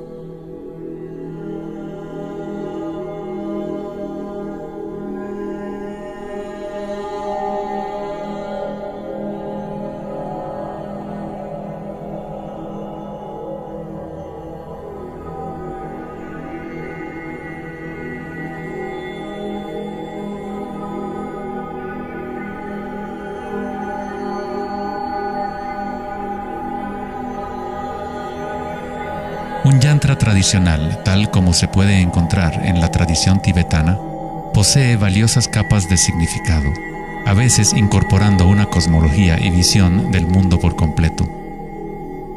El yantra es un patrón en constante evolución que trabaja a través del poder de la repetición o iteración de un ciclo. El poder del yantra está casi perdido en el mundo de hoy, ya que buscamos significado solo en la forma externa y no lo conectamos a nuestras energías internas a través de la intención.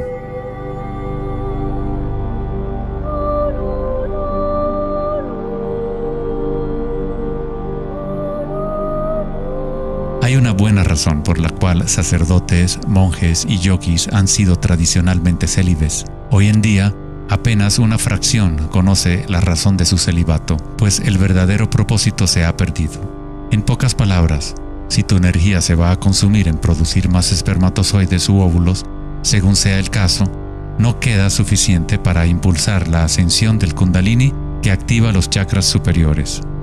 El Kundalini es energía vital, la cual es también energía sexual. Cuando la conciencia se enfoca menos en deseos animales y se coloca en los objetos que reflejan los chakras superiores, esta energía fluye de regreso a la médula espinal ascendiendo hacia esos chakras. Muchas de las prácticas tántricas enseñan a dominar la energía sexual con el fin de poder utilizarla para una mayor evolución espiritual.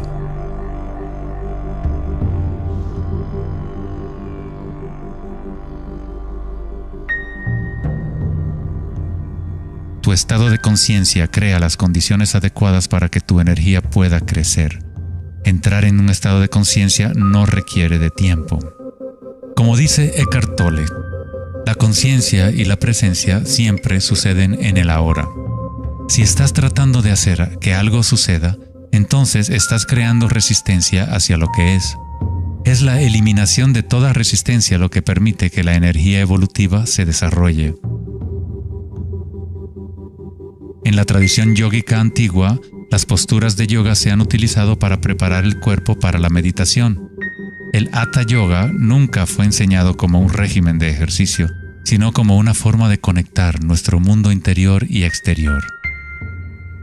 La palabra sánscrita Hatha proviene de las raíces Sol A y Luna Ta. En el Yoga Sutra original de Patanjali, el propósito de las 8 ramas del yoga es igual al noble sendero de 8 facetas del Buda, para la liberación del sufrimiento. Cuando las polaridades del mundo dual están en equilibrio, surge un tercer elemento. Nos encontramos con la misteriosa llave dorada que abre las fuerzas evolutivas de la naturaleza. Esta síntesis de los canales del Sol y la Luna es nuestra energía evolutiva.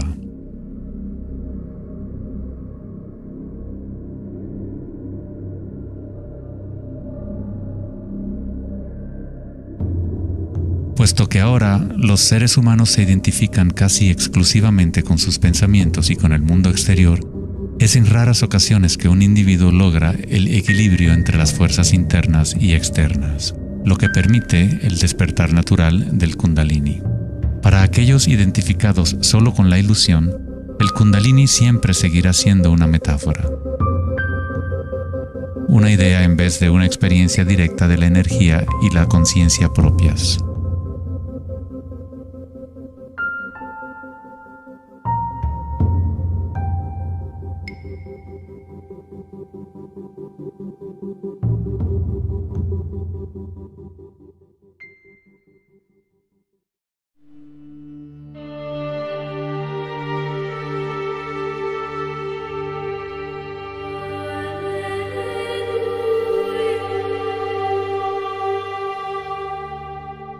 La vida, la libertad y la búsqueda de la felicidad.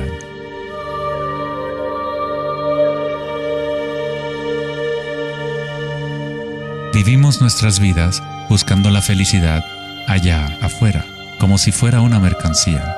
Nos hemos convertido en esclavos de nuestros propios deseos y anhelos. La felicidad no es algo que pueda ser perseguido o comprado como un traje barato. Esto es maya, ilusión, el juego interminable de la forma. En la tradición budista, samsara, o el ciclo interminable del sufrimiento, se perpetúa por el deseo de placer y la aversión al dolor. Freud se refirió a esto como el principio del placer. Todo lo que hacemos es un intento de crear placer, para obtener algo que deseamos o para evitar algo que no es deseable, que no queremos. Incluso un organismo simple como el paramecio hace esto. Esto se llama respuesta al estímulo. A diferencia de un paramecio, los humanos tenemos más posibilidades de elección. Somos libres para pensar, y ahí radica el problema. Es pensar en lo que deseamos, lo que se ha salido de control.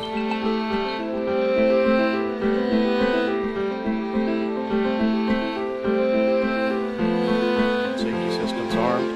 10, 9, 8, 7, 6, 5, 4, 3, 2, 1, 0, and liftoff of Endeavour, going where East and West do meet at the International Space Station.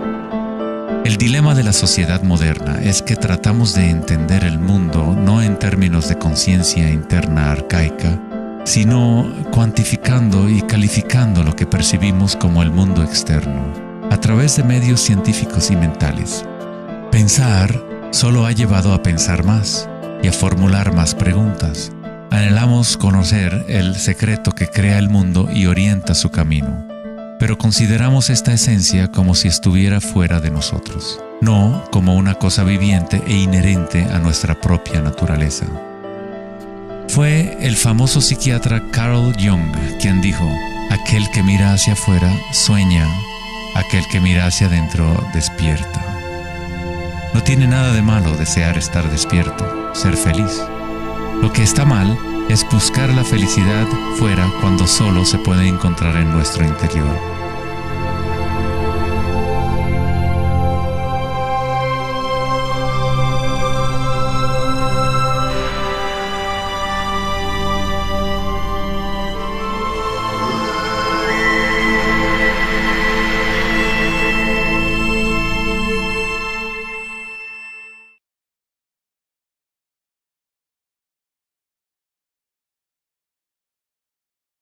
Más allá del pensamiento. El 4 de agosto de 2010, en la conferencia Techonomy en Lake Tahoe, en California, Eric Schmidt, director ejecutivo de Google, mencionó una estadística asombrosa. Cada 2 días creamos la misma cantidad de información que hemos creado desde los albores de la civilización hasta el año 2003. Es algo así como 5 exabytes de datos. Nunca en la historia de la humanidad hemos usado tanto la mente y nunca había habido tanta confusión en el planeta. ¿Podría ser que cada vez que pensamos en una solución a un problema, creamos 2 problemas más? ¿De qué sirve pensar tanto si no conduce a una mayor felicidad? ¿Somos más felices? ¿Más ecuánimes? ¿Más alegres como resultado de tanto pensar? O quizás nos aísla, nos desconecta de una experiencia más profunda y más significativa de la vida.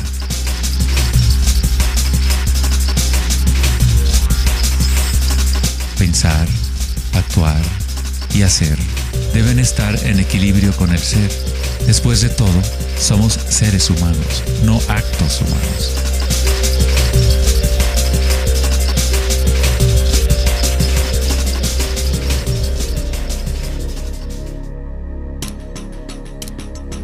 Queremos un cambio y queremos estabilidad al mismo tiempo.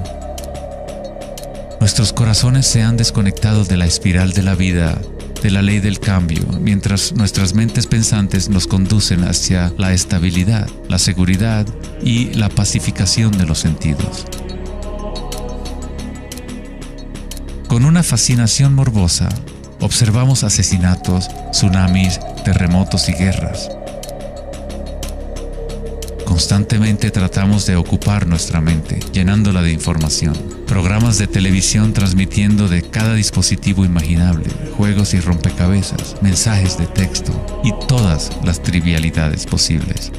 Nos dejamos fascinar con la corriente infinita de nuevas imágenes, nuevas informaciones, nuevas formas de provocar y pacificar nuestros sentidos.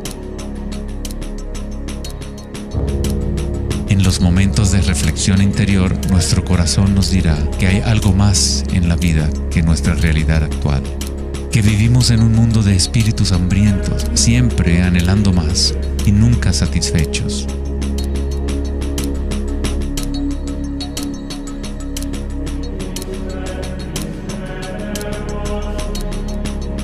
Hemos creado una vorágine de datos que vuelan alrededor del planeta para facilitar más pensamientos, más ideas sobre cómo arreglar el mundo, para solucionar los problemas que solo existen porque la mente los ha creado. Los pensamientos han creado todo el lío en el cual nos encontramos actualmente. Libramos guerras contra enfermedades, enemigos y problemas. La paradoja es que aquello que resistes, persiste. Cuanto más te resistes a algo, más se fortalece. Al igual que ejercitar un músculo, en realidad estás fortaleciendo aquello de lo cual justamente te quieres deshacer. Entonces, ¿cuál es la alternativa al pensamiento? ¿Qué otros mecanismos pueden utilizar los seres humanos para existir en este planeta?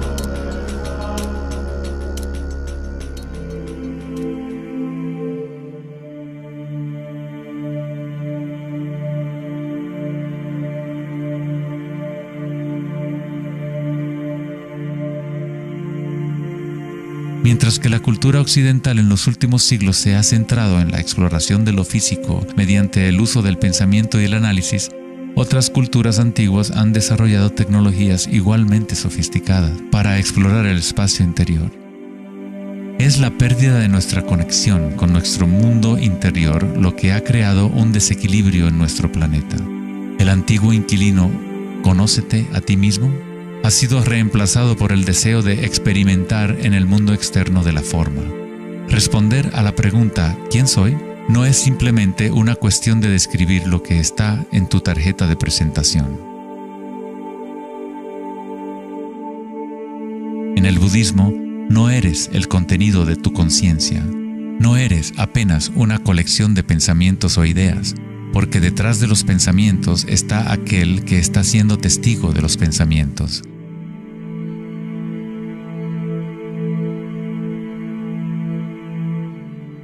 El dicho enfático, «Conócete a ti mismo», es un koan del Zen, un acertijo sin respuesta. Como un perro persiguiendo su cola, es solo la identidad del ego que quiere encontrar una respuesta, un propósito.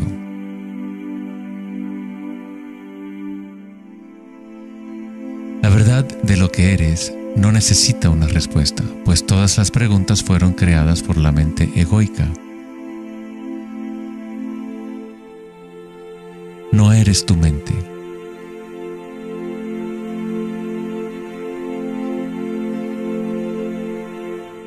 La verdad no yace en más respuestas, sino en menos preguntas. Como dijo Joseph Campbell, no creo que la gente esté buscando el significado de la vida, más bien buscan la experiencia de estar vivos.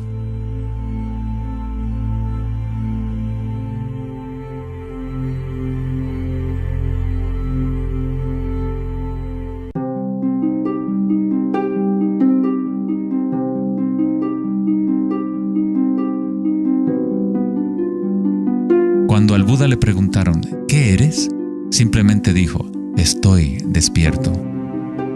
¿Qué quiere decir eso, estar despierto?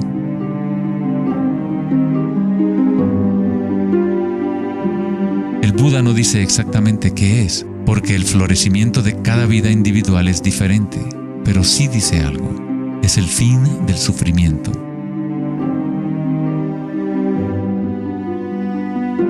Toda tradición religiosa importante tiene un nombre para el estado de estar despierto: cielo, nirvana o moksha. Una mente en calma es todo lo que hace falta para comprender la naturaleza de la corriente.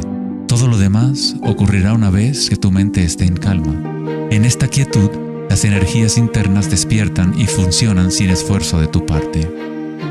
Como dicen los taoístas, el chi sigue a la conciencia.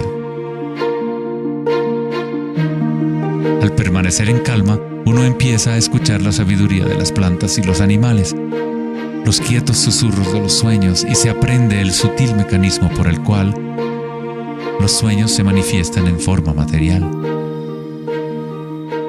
En el Tao Te Ching, este tipo de vida se llama Wei Bu Wei, hacer, no hacer. El Buda habló del camino intermedio como el sendero que conduce a la iluminación. Aristóteles escribió el justo medio, el punto medio entre dos extremos, como un sendero de belleza, sin demasiado esfuerzo ni tampoco muy poco. Yin y Yang en equilibrio perfecto.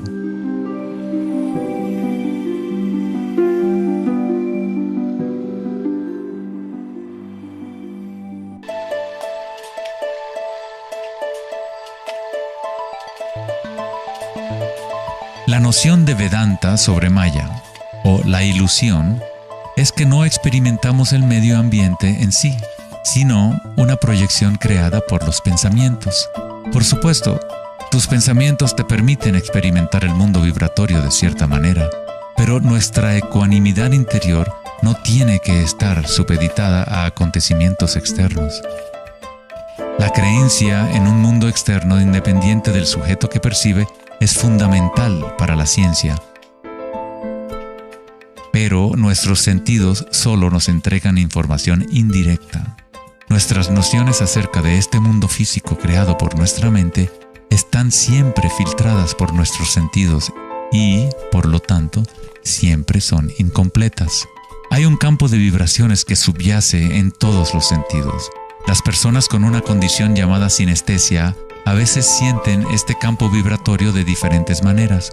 Los sinestésicos pueden ver los sonidos como colores o formas, o las cualidades asociadas de un sentido hacia otro.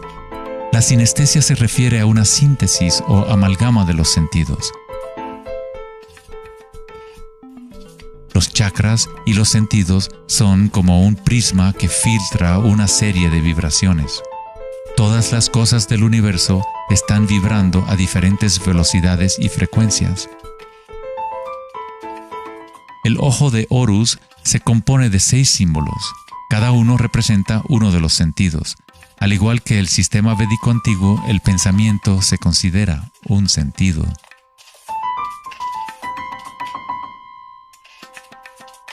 Los pensamientos se perciben simultáneamente como sensaciones que se experimentan en el cuerpo.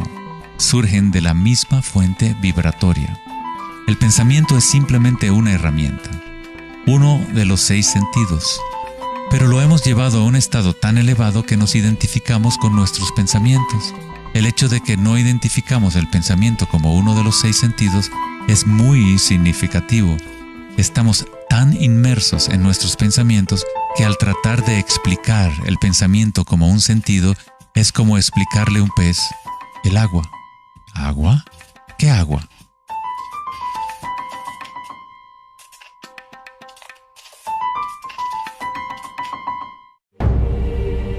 En las Upanishads se dice, no lo que el ojo puede ver, sino mediante lo cual puede ver el ojo. Toma conciencia de eso para ser Brahma, el Eterno, y no lo que la gente aquí adora. No lo que el oído puede escuchar, sino mediante lo cual puede escuchar el oído. Toma conciencia de eso para ser Brahma, el Eterno, y no lo que la gente aquí adora.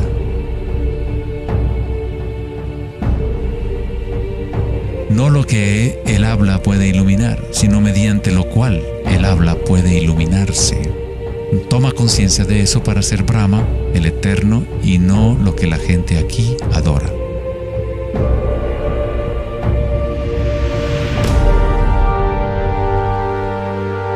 No lo que la mente puede pensar, sino por lo cual la mente puede pensar. Toma conciencia de eso para ser Brahma, el Eterno, y no lo que la gente aquí adora.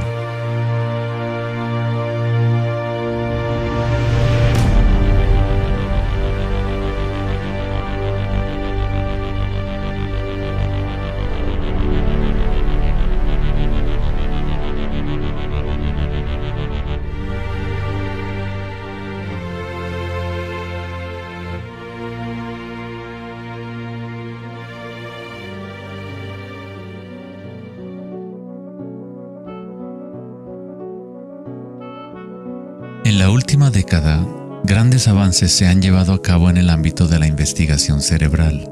Los científicos han descubierto la neuroplasticidad, un término que expresa la idea de que el cableado físico del cerebro cambia según los pensamientos que se mueven a través de él. Como expresó el psicólogo canadiense Donald Hebb, las neuronas que se ponen en marcha al mismo tiempo se conectan entre sí. Las neuronas se conectan al máximo cuando una persona entra a un estado de atención ininterrumpida. Lo que esto significa es que es posible dirigir tu propia experiencia subjetiva de la realidad. Literalmente, si tus pensamientos son de temor, preocupación, ansiedad y negatividad, estás incrementando la conexión para que surjan más pensamientos similares. Si diriges tus pensamientos hacia el amor, la compasión, la gratitud y la alegría, creas la conexión para repetir esas experiencias. ¿Cómo hacerlo cuando estamos rodeados de violencia y sufrimiento? ¿No es esto una especie de engaño o vana ilusión? La neuroplasticidad no es lo mismo que la noción de la nueva era que dice que creas tu realidad con pensamientos positivos. En realidad es lo mismo que el Buda enseñó hace 2500 años. La meditación vipassana o la meditación introspectiva podría describirse como neuroplasticidad autodirigida. Aceptas tu realidad tal como es, como realmente es. Pero tú lo experimentas en el nivel raíz de la sensación, en el nivel vibratorio o energético, sin prejuicio o la influencia del pensamiento. A través de una intención ininterrumpida en el nivel raíz de la conciencia, se crea la conexión para una percepción completamente diferente a la realidad.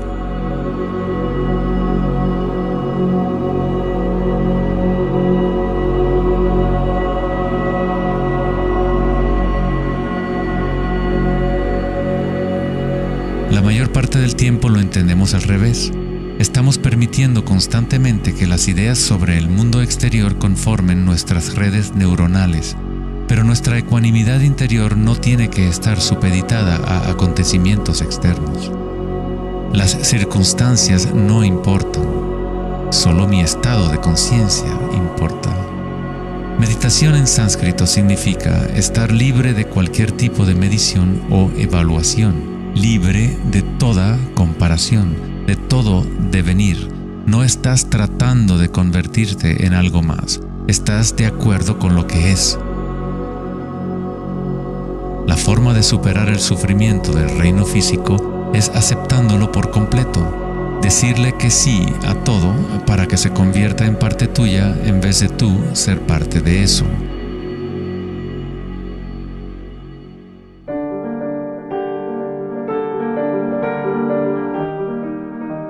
¿Cómo se puede vivir de tal manera que la conciencia deje de estar en conflicto con su contenido?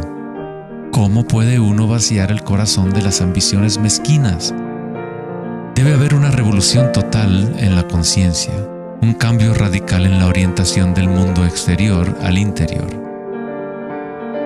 No es una revolución provocada solo por la voluntad o el esfuerzo, sino también por la entrega total, la aceptación de la realidad tal como es. Solamente desde el corazón podemos tocar el cielo. Rumi. La imagen del corazón abierto de Cristo transmite de forma poderosa la idea de que uno debe abrirse al dolor. Uno debe aceptar todo si desea permanecer abierto a la fuente de la evolución. Esto no significa que te conviertes en un masoquista. No buscas dolor, pero cuando el dolor viene, lo cual inevitablemente ocurre, simplemente aceptas la realidad tal como es en lugar de anhelar otra realidad. Los hawaianos han creído durante mucho tiempo que es a través del corazón que aprendemos la verdad. El corazón tiene su propia inteligencia, tan obvia como la del cerebro. Los egipcios creían que el corazón, y no el cerebro, era la fuente de la sabiduría humana. El corazón era considerado el centro del alma y la personalidad. Era a través del corazón que se expresaba la divinidad, impartiendo conocimientos a los antiguos egipcios sobre su verdadero camino. Este papiro representa la medición del peso del corazón. Era considerado algo bueno pasar la vida después de la muerte con un corazón liviano. Eso significaba que habías tenido una buena vida. Una etapa universal o arquetípica que experimentan las personas en el proceso del despertar del centro del corazón es la experiencia de la energía personal como la energía universal.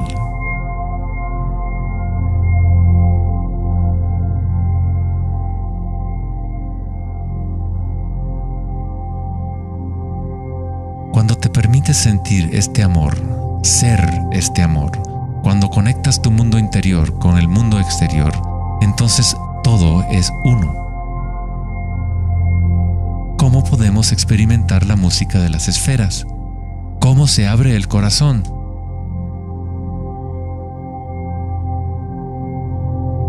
Sri Ramana Maharshi dijo: Dios habita en ti, como tú, y no tienes que hacer nada para ser consciente de Dios o de ti mismo. Ya es tu estado verdadero y natural.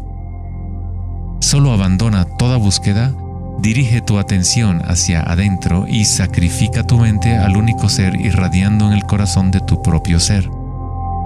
Para que esto sea tu experiencia que vives en el presente, el autoconocimiento es el único camino directo e inmediato.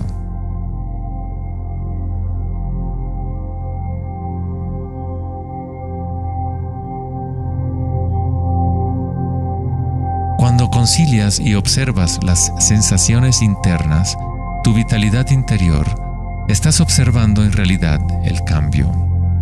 Esta fuerza del cambio es el surgimiento y la muerte que ocurren cuando la energía cambia de forma.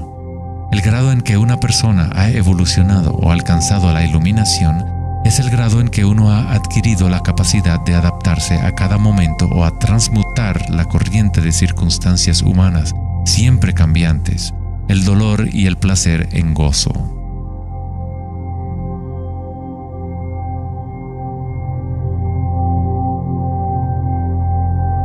Leo Tolstoy, autor de La Guerra y la Paz, dijo que todo el mundo piensa en cambiar el mundo, pero nadie piensa en cambiarse a sí mismo.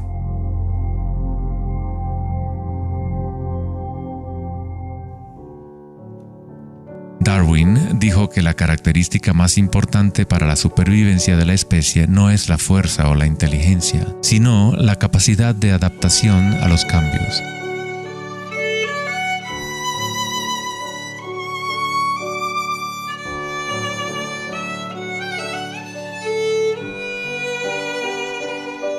Debemos convertirnos en expertos en adaptación. Esta es la enseñanza budista de Anicca. Todo está surgiendo y desapareciendo, cambiando. El cambio es constante. El sufrimiento existe solo porque nos apegamos a una forma particular.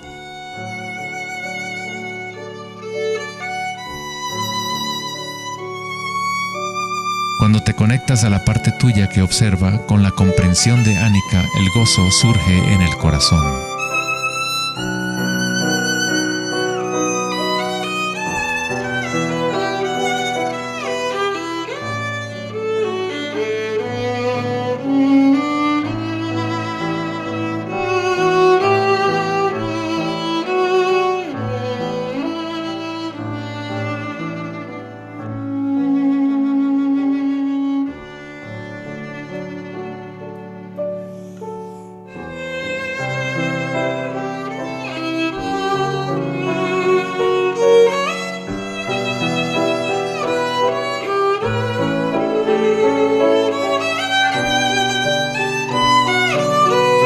Santos, sabios y yogis a lo largo de la historia han descrito de una manera unánime la unión sagrada que se produce en el corazón, ya sean las obras de San Juan de la Cruz, los poemas de Rumi o las enseñanzas tántricas de la India.